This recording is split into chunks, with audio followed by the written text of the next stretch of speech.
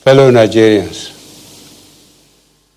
I will start by commending you all for the resilience and patriotism that you have shown in our collective fight against the biggest health challenge of our generation.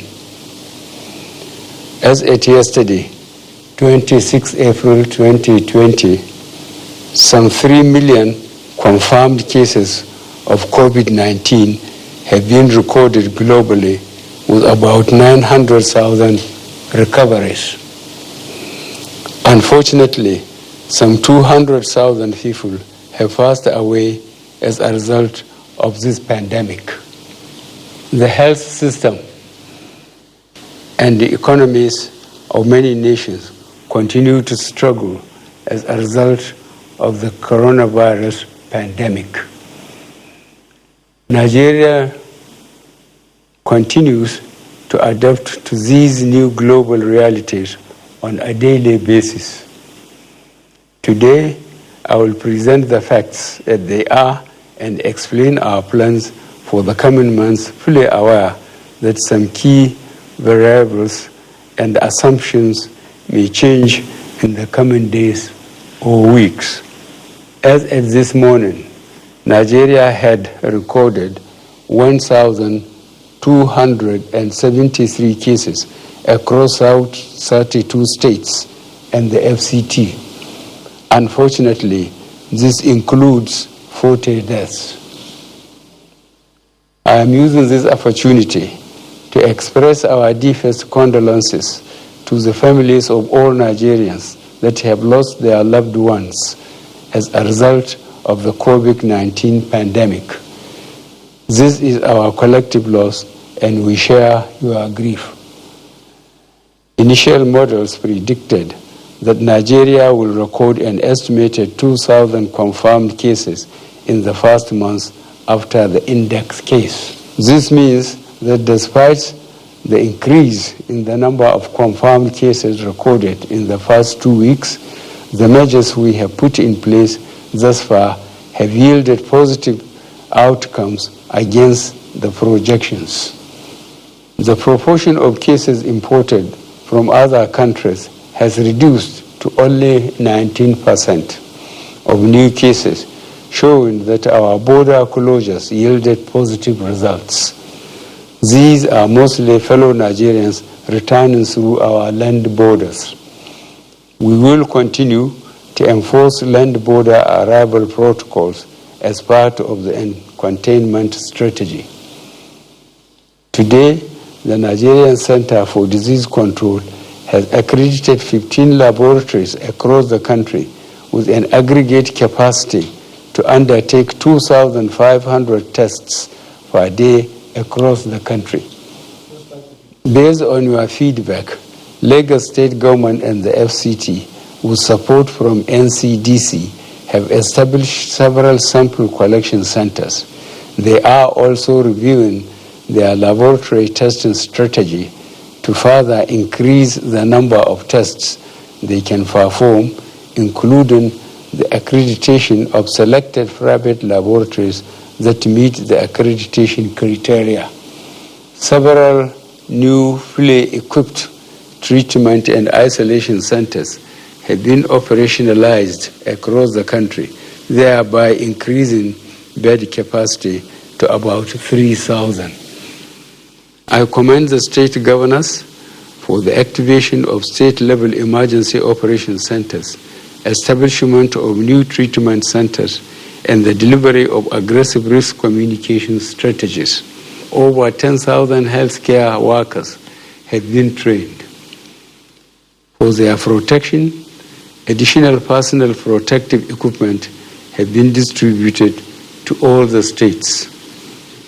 Although we have experienced logistical challenges, we remain committed to establishing a solid supply chain process to ensure these heroic professionals can work safely and are properly equipped. In keeping with our government's promise to improve the welfare of healthcare workers, we have signed a memorandum of understanding on the provision of hazard allowances and other incentives with key health sector professional associations. We have also procured insurance cover for 5,000 frontline health workers. At this point, I must commend the insurance sector for their support in achieving this within a short period of time. Nigeria has also continued to receive support from the international community, multilateral agencies, the private sector, and public-spirited individuals. This support has ensured that critical life-saving equipment and materials, which have become scarce globally, are available for Nigeria through original equipment manufacturers and government-to-government processes. The distribution and expansion of palliatives, which I directed in my earlier broadcast, is still ongoing in a transparent manner. I am mindful of the seeming frustration being faced by expectant citizens. I urge all potential beneficiaries to exercise patience as we continue to fine-tune our logistical and distribution processes, working with the state governments. Our security agencies continue to rise to the challenge posed by this unusual situation. While we feel deeply concerned about isolated security incidents, I want to assure all Nigerians that your safety and security remain our primary concern, especially in these difficult and uncertain times. As we focus on protecting lives and properties, we will not tolerate any human rights abuses by our security agencies. The few reported incidences are regrettable, and I want to assure you that the culprits will be brought to justice. I urge all Nigerians to continue to cooperate and show understanding whenever they encounter security agents. Furthermore, for their protection, I have instructed that the personnel of all the security agencies be provided with the necessary personal protective equipment against infection. As we continue to streamline our response in the centers of Lagos and FCT, I am gravely concerned about the unfortunate developments in Kano in recent days. Although an in-depth investigation is still ongoing, we have decided to deploy additional federal government manpower, material, and technical resources to strengthen and support the state government's efforts with immediate effect. In Kano, and indeed many other states that are recording new cases, preliminary findings show that such cases are mostly from interstate travel and emerging community transmission. Drawing from this, I implore all Nigerians to continue to adhere strictly to the advisories published by the Presidential Task Force and the Nigeria Center for Disease Control. These include regular hand washing, physical distancing, wearing of face masks coverings in public, avoidance of non-essential movement and travels, and avoidance of large gatherings. Fellow Nigerians, for the past 4 weeks, most parts of our country have been under either federal government or state government lockdowns. As I mentioned earlier, these steps were necessary and overall have contributed to slowing down the spread of COVID-19 in our country. However, such lockdowns have also come at a very heavy economic cost. Many of our citizens have lost their means of livelihood. Many businesses have shut down. No country can afford the full impact of a sustained lockdown while awaiting the development of vaccines. In my last address, I mentioned that federal government will develop strategies and policies that will protect lives while preserving livelihoods. In these 2 weeks, the federal government, state governments have jointly and collaboratively worked hard on how to balance the need to protect health while also preserving livelihoods, leveraging global best practices while keeping in mind our peculiar circumstances. We assessed how our factories, markets, traders, and transporters can continue to function while at the same time adhering to NCDC guidelines on hygiene and social distancing. We assessed how our children can continue to learn without compromising their health.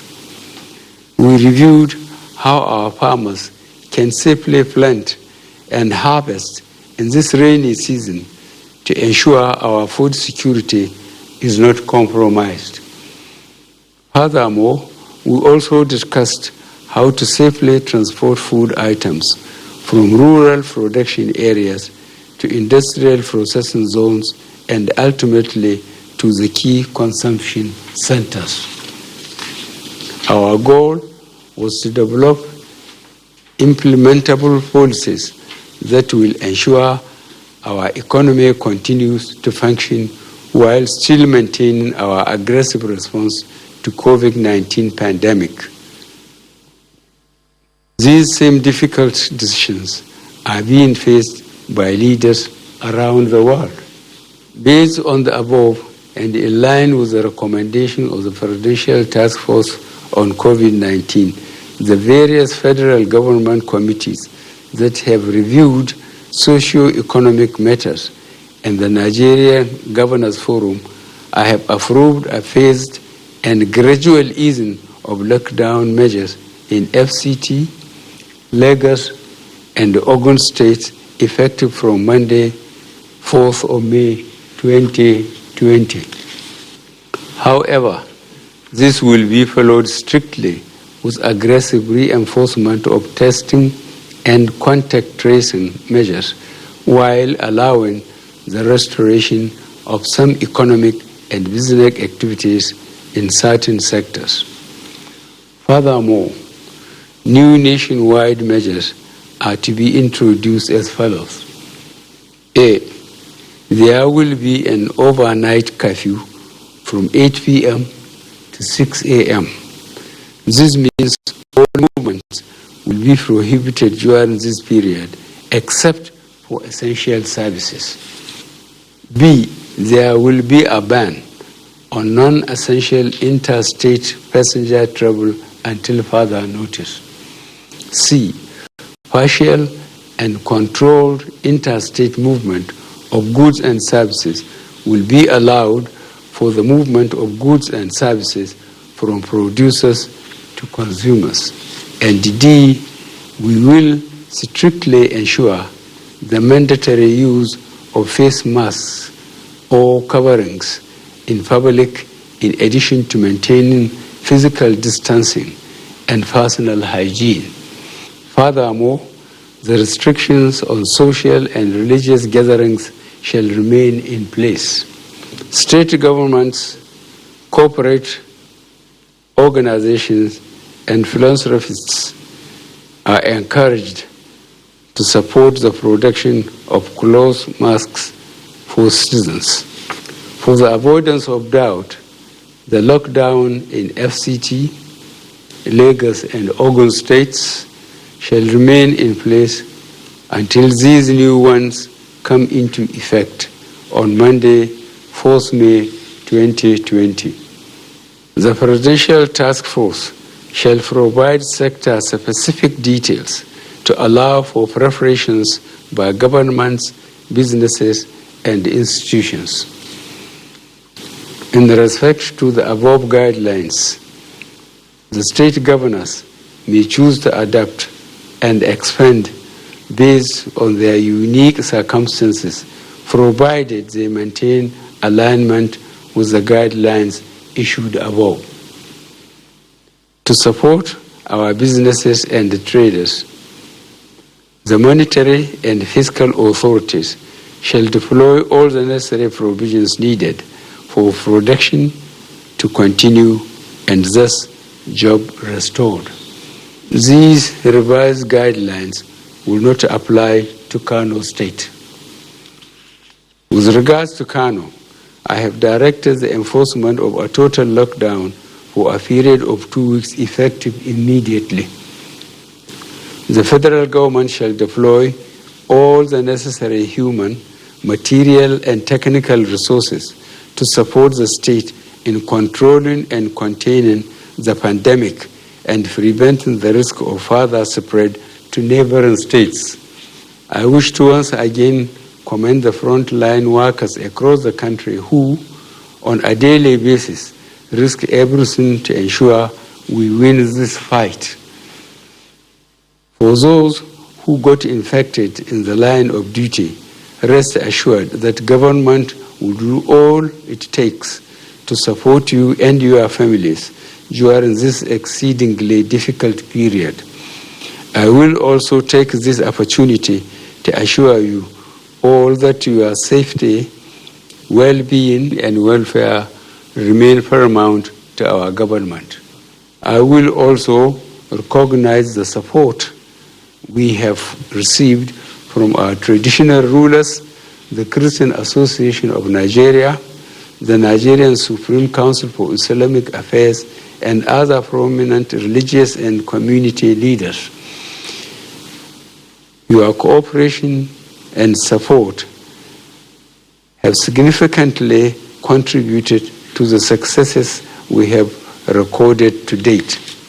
I will urge you all to please continue to create awareness on the seriousness of the coronavirus among your worshippers and communities, while appealing that they strictly comply with public health advisories.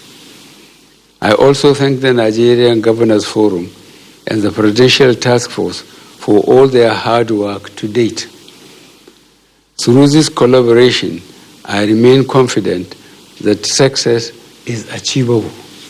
I also wish to thank corporate organizations, philanthropists, the United Nations system, the European Union, friendly nations, the media, and other partners that have taken up the responsibility of supporting our response.